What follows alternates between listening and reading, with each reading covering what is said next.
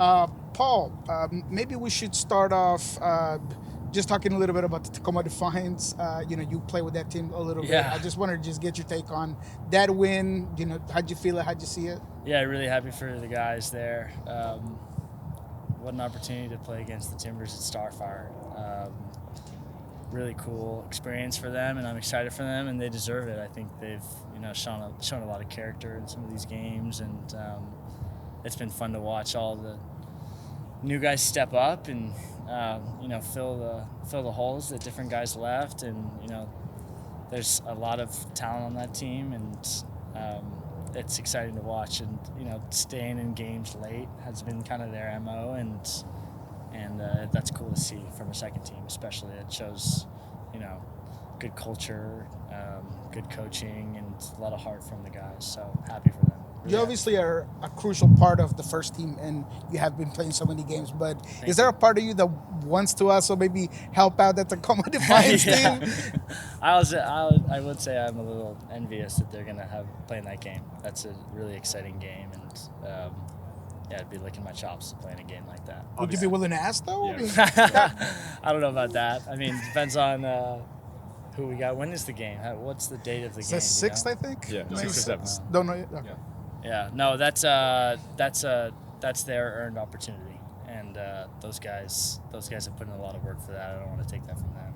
I want them to keep doing it, and I'd love to see them beat the Timbers at Starfire. Looking back at Dallas, just how do you evaluate the team performance in that win?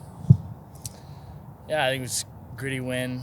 I think everyone kind of felt a different energy from the players and the staff that week. I think the losses this year are going to make us better. I think the loss at San Diego made us better. I think it helped us all,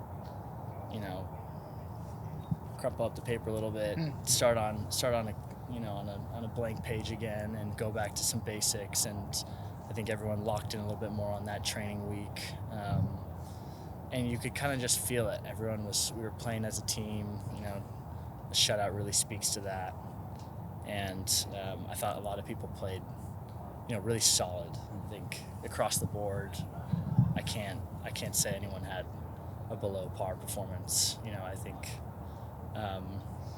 obviously there's still things to work on. We could have finished more chances. I had a couple moments I want back, but overall, great step in the right direction for us, and something to build on. In addition to everything you talked about with the kind of the different vibe last week, did it feel like there was a sense of urgency to get a win after what had happened the last couple weeks? Yeah, definitely. I think this is a big club with big expectations, and we've been in these situations before, and I think especially Smets and a lot of the vets know how to handle these situations well. You don't make big changes, but Schmitz said today, I want everyone to see if they can improve 5%, which I think is a good message for everybody. Can we just be a little bit better than our average, and focusing on that message right now. Not trying to do anything too crazy, not changing the whole playbook, but just asking a little bit more from everybody. You mentioned the vibe last week. The vibe this week, it's a little bit different. You've got Ryan Ken in the fold. Jordan's working back from injury. Albert's back. Pedro may start back from injury. Is there a little bit of extra juice? The sun's out. You get the result. Is there a little bit of extra juice this week in training, as opposed to last week? Definitely. I think, it's more fun when the week's a lot more fun coming back on Tuesday and Monday when you've got a win under your belt. And, the depth is the team's strength this year. I think we're saying that you guys can see it. We've got so many different pieces who are really different types of players. Jesus is different from Albert and from Pedro, and I'm different from Ryan, and Musovsky is different from Jordan. We've got a number of guys, Georgie, a number of different profiles that can all add something. And I think, you've fostered an environment in the right way where everyone's really competing and putting the best foot forward, and that becomes a really scary team. And I really feel good about how we're going into the next couple of weeks. It's game by game, but spring in Seattle, summer in Seattle, I have a good feeling. You mentioned the depth and different players bringing different things. Is it hard to adjust to different players' play style? How do you sort of go about that with the injuries, and the lineup has to change so much early in the season? Yeah, I think communication's a big part of that, and learning guys, getting to know them as people too. I think last year we started doing well when we had a big stretch on the road, and I think that speaks to just the more time that you get together on the road. All those flights and meals together, you end up chatting with each other more, you get to know each other a little bit better, and some of the new guys like Jesus and Ryan, we're still getting to know them, but we're starting to know them better. I'm starting to understand how to play with him, what kind of passes he likes, and what kind of movement he makes. He makes different movements from Albert, and that makes us more dangerous too, because we can switch things up if we need to. And home game, Nashville, different Nashville, by the way. Yeah. What do you have to do to keep this momentum of that win in Dallas? I think, kind of like I said, 5% better. And, getting a win under our belt is a nice little vote of confidence, and just building on that. Can we build on that? Especially at home, we're better at home. We've got the crowd behind our back.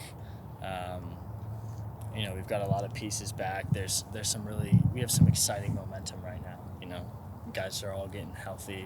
We're going to have some scary pieces coming off the bench. So I think that makes the starters better, because that you can push a little bit harder, and when you're tired, the next man's up, and it also gives you that healthy pressure of you've got to be on your A game, or the next guy's up as well. So Nashville's a team that can score.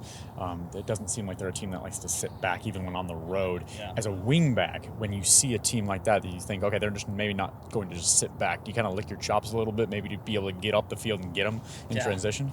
Yeah, I'm excited about those kind of games, because I think it suits my style a bit more too. The games that that do start going back and forth a bit, I think I